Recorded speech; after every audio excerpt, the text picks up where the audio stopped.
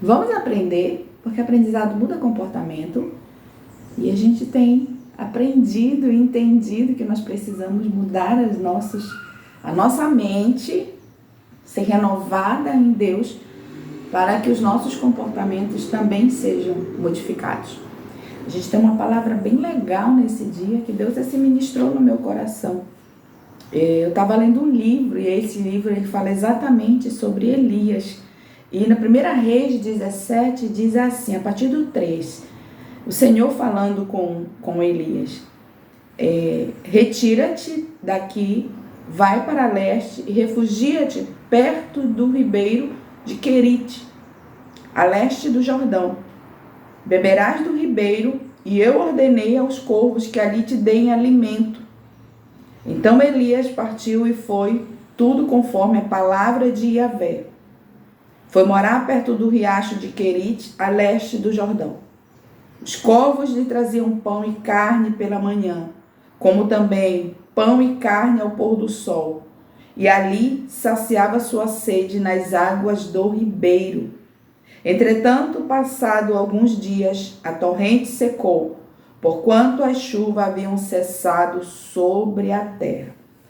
Aqui a gente tem o momento que Deus libera uma palavra que não antes diz assim, no capítulo antes, no versículo antes, por sinal, diz assim: tão certo como vive Yahvé, o Senhor, em nome do Eterno, que não cairá o vale nem chuva nos anos que seguirão, é certo mediante a minha palavra. E é interessante que quando nós vemos aqui esse texto, e o Senhor declara isso, e ele se traz uma mensagem para Elias. E aí ele diz assim: olha, eu vou te sustentar durante esse período de seca.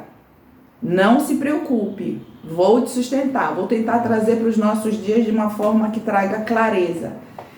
E durante dias ele foi sustentado pelo Senhor.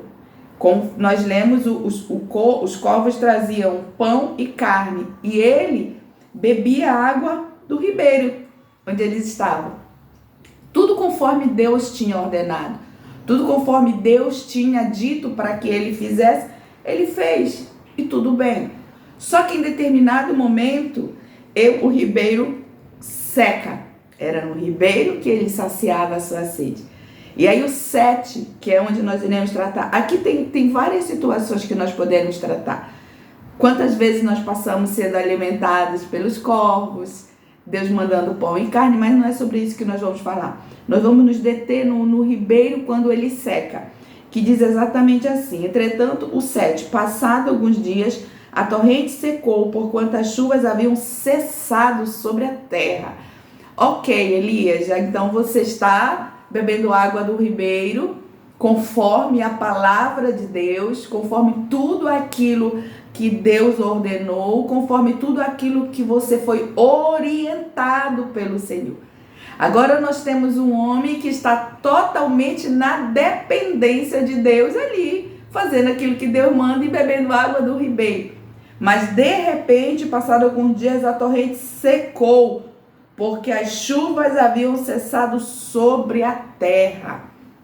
E é interessante, eu fico pensando, eu fazendo uma análise, eu fazendo uma reflexão sobre os sentimentos e os pensamentos de Elias. Quantos pensamentos Elias não teve? Quantos sentimentos Elias não teve? Ele poderia ter pensado: poxa, mas eu estou aqui seguindo a palavra, eu estou aqui diante, assim, de tudo aquilo que me foi ordenado, e agora eu não tenho nem água para beber, o ribeiro secou, e o que é que eu faço? E é interessante que eu fico sempre tentando imaginar Elias murmurando ou externando, eu não sei, eu não posso afirmar, mas eu estou tentando imaginar esse cenário. Talvez ele murmurando dentro dele, talvez ele reclamando, talvez ele externalizando, falando, mas a gente só imagina. Porque, de alguma forma, ele, apesar de ele ser um homem muito usado, um profeta que nós admiramos, Ele era homem, humano, assim como todos nós. E o que acontece? O que acontece quando o ribeiro seca? O que acontece quando a água seca? O que acontece quando eu ou você estamos fazendo exatamente aquilo que Deus nos manda fazer e nós estamos ali sendo confortáveis, estamos numa posição confortáveis, às vezes até mesmo numa zona de conforto, e Deus mexe tudo, embaralha tudo e deixa o ribeiro secar. Às vezes a gente não tem resposta e a gente tenta ter resposta àquilo que a gente já falou aqui também. A gente tenta entender o processo, a gente não vai entender, a gente tem que viver o processo. Processo não é para entender, é para aprender e viver. É porque é no processo que a gente aprende, é no processo que a gente é modelado, é moldado e a gente vai viver isso. A gente não vai entender. A gente vai entender lá no final, quando tudo já estiver estabelecido. Até então nós estaremos aqui com clareza de entendimento, sabendo que não dá para entender, mas a gente vai poder viver. E eu vejo sempre Elias dentro desse contexto. Talvez Elias seja nós, eu, você. Quantas vezes eu me vi diante de um cenário onde eu estava fazendo exatamente aquilo que Deus mandou.